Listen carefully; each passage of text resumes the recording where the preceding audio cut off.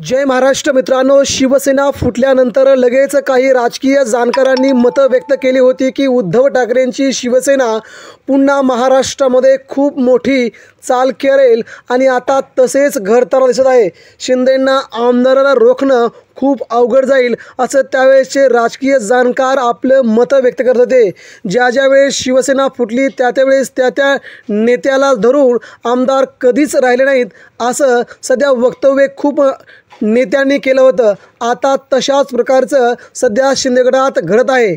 आता उद्धव ठाकरेंकडून होणारी आउटगोईंग कमी झाली असून आता शिंदेगडाकडून उद्धव ठाकरेंकडे होणारी इन्कमिंग वाढलेली आहे. यातच आमदारांमध्ये खूप मोठी चलबिचल सुरू झाली असून आता नेमकं करायचं काय असा प्रश्न पडला असतानाच सध्या शिंदेगडातील बहुतांश आमदार आता उद्धव ठाकरेंच्या संपर्कात येऊ लागले आहेत.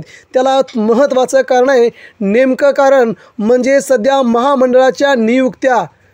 शिंदेगडातील जवळजवळ 8 ते 10 आमदारांना तुम्हाला मंत्री करतो असा वल्गना करून त्या नेत्यांना तिकडे घेऊन गेले. सुरत मार्गे गुवाहाटी गाठली. मात्र आमदारांना न मंत्रिपद मिळालं ना महामंडळ मिळालं. आता त्याच आमदारांची नाराजी सध्या शिंदेगडाला बुहायला लागली आहे.